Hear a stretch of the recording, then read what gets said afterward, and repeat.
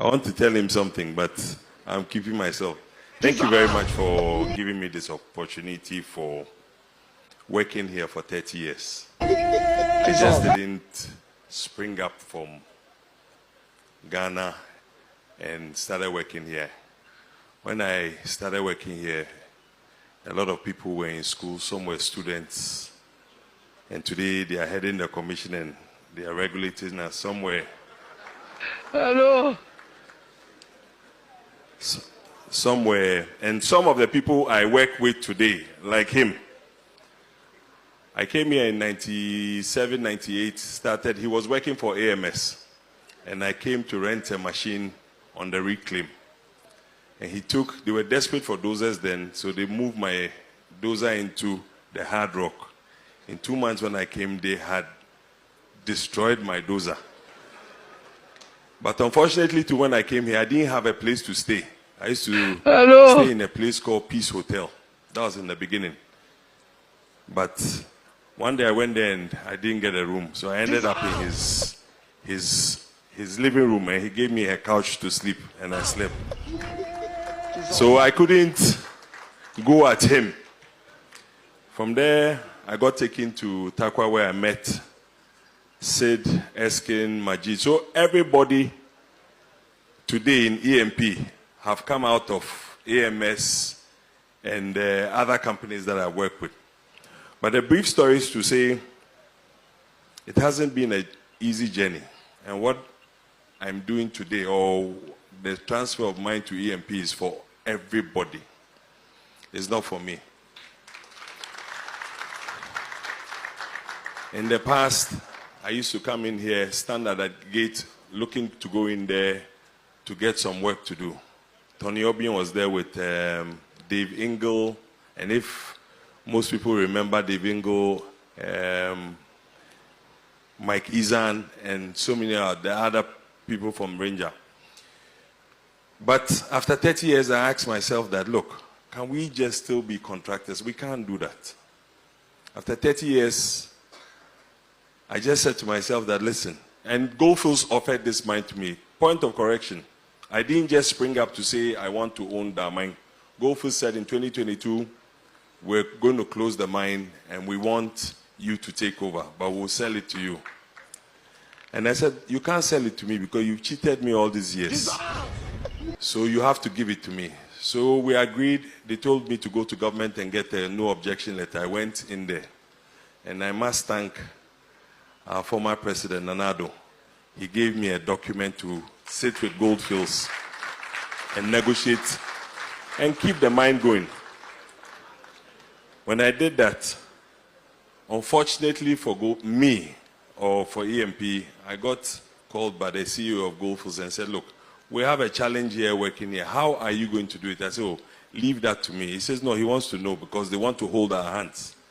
So, me being too known, I went and opened my mouth and showed him how he would do it. Then he later also said, they'll change their mind. I said, no, you can't change your mind. You told all of us you were going, so please go and leave us to do.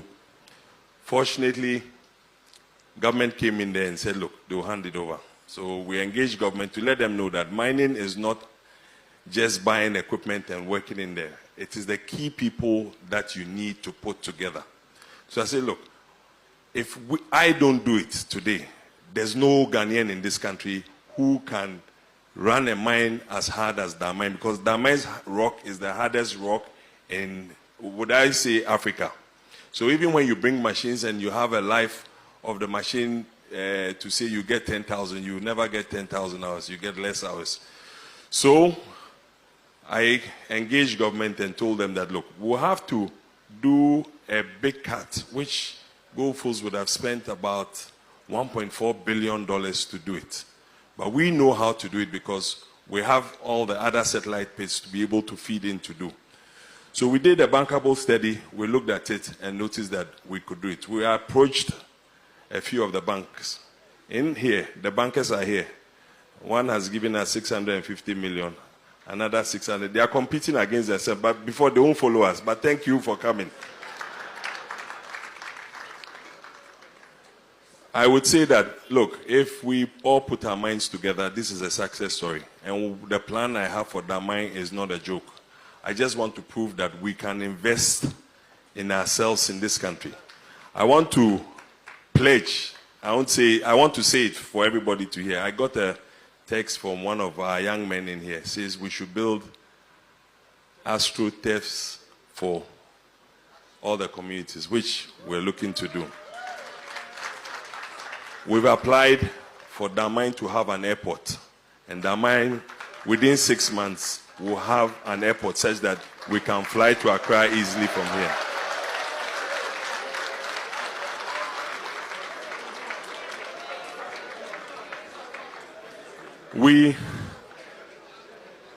You should have said all that I'm saying. I won't pay you this month. In the next 2 years, we'll be able to drive from here to Cape Coast on a concrete road or an asphalt road.